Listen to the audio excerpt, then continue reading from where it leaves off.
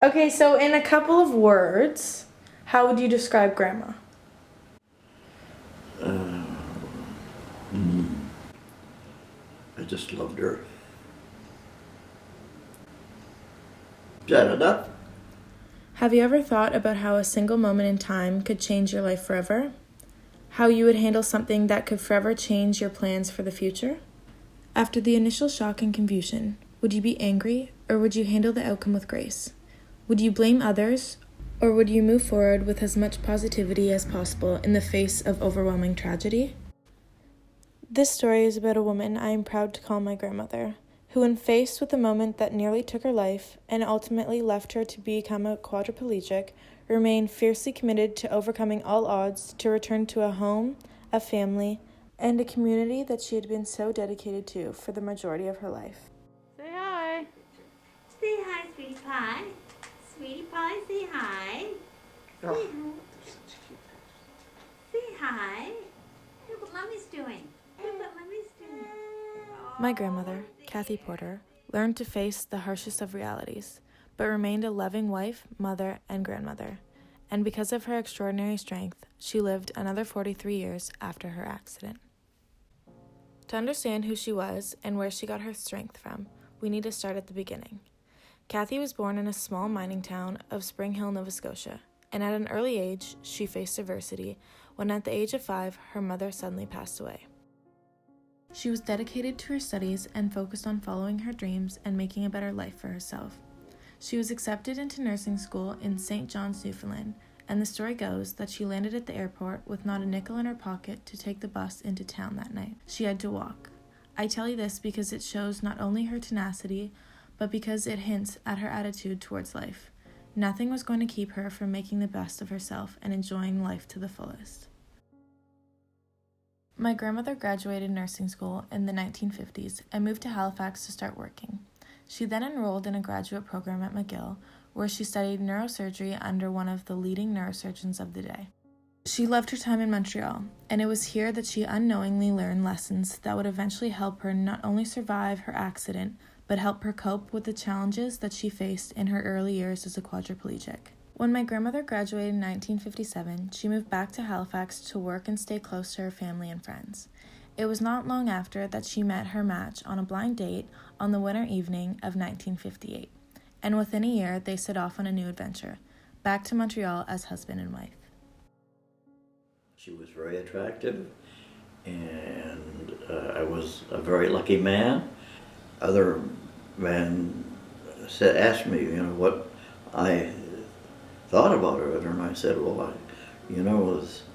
she's absolutely, someone I'd like to have more often. And he said, well, he asked if I if I would mind if he phoned her, and I said, oh, no, give me a little time here. The next thing is there's no question that I knew at that time that I wanted to see her more often. At that point I had a cane or a ring, and I asked her if would like to have this ring, eh? And I don't think I said I would marry and whatnot, but she liked the ring, and I knew then that I wanted to marry her. She said yes? Oh, yes. She cried. So did I. Okay. So I want you to tell Darcy about the day of Mom's accident, okay?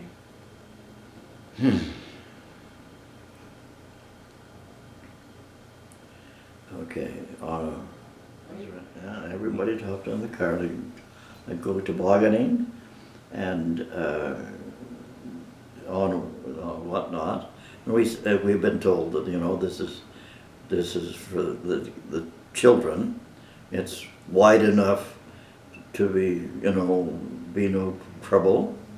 and whatnot, and the family, and So everybody jumped out of the car and grabbed an inner tube and where went they went. sledding down the hill. Yeah, And then what happened? what happened, the ones that had got down, and I was just taking off the roof, the bigger one, with the small child, and when the ones below said, "Daddy, Daddy, Mummy's hurt." Okay, so I heard down on with the smaller child and jumped out, and Kathy was surprisingly hit ice somewhere and went and hit a tree. And she immediately said, "Don't touch my head, it's broken." She was a nurse, she knew what it was, okay? And we're lucky to have a young man who was, he goes through, The ski patrol. what? The ski patrol. Ski patrol. Mm-hmm. Yeah, who came through, and he was able to call Bud, and he agreed with me that we had to square it the way she says, as best as we could, on a hard board, and get her in. He called for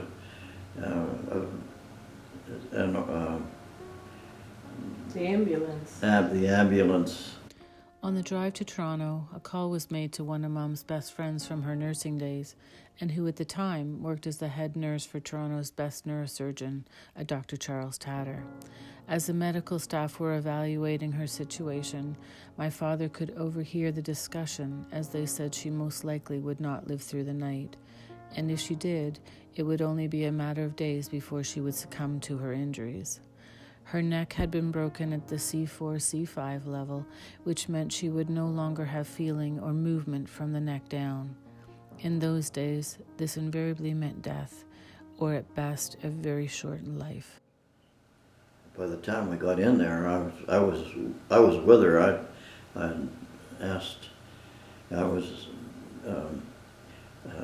the young driver drove us right to the hospital. Okay, and there's other people who took the kids, the children, right behind us, their cars. And then when we got to the hospital, or as early as I could call on family, or couple. The neighbors, the Smiths? The Smiths, yeah. The Smiths came, and Yeah. I phoned them, immediately picked up them, and asked for them to come to. The hospital, yeah. Yeah.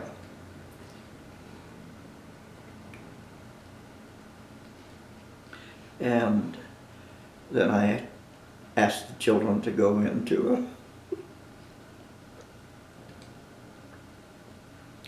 a little room that was a church. And I told them what was happening. And the Smiths took them to their place. I think it was right to the place, yeah.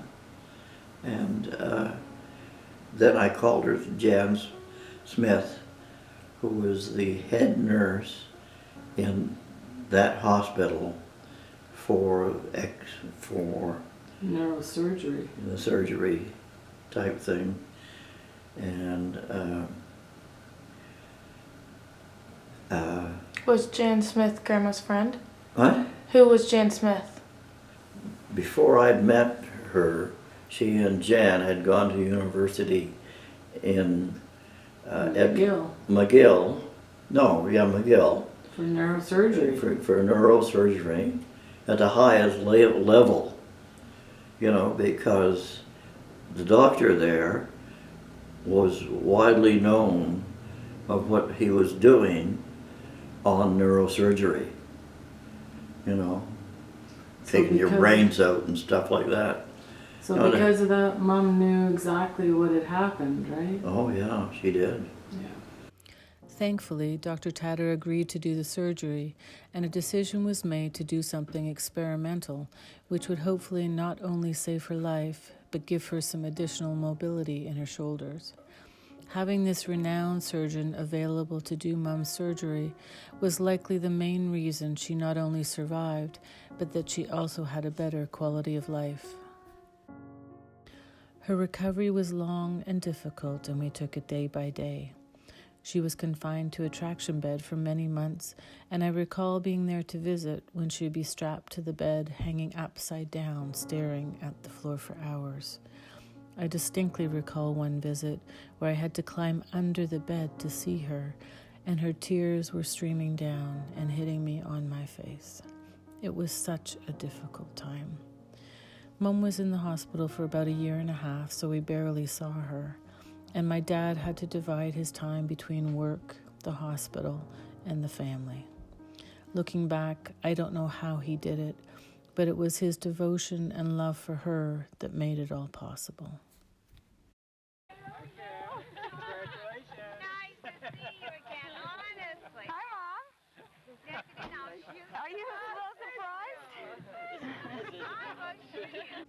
It was her strength and determination that helped her pull through, not only to survive through her 1.5 years at the hospital, but to better understand what lay ahead.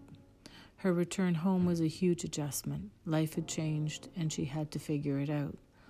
Mom had to learn how to stay healthy, as there are a multitude of complications that can arise from quadriplegia. This is where her education in neurosurgery helped her immensely, as she completely understood not only the physical aspects of her injury, but what her recovery and reality would look like. But through all the struggles and the daily upheaval, Mom was learning to cope with her new life. She was a fighter, and her love for her family gave her the inspiration to succeed.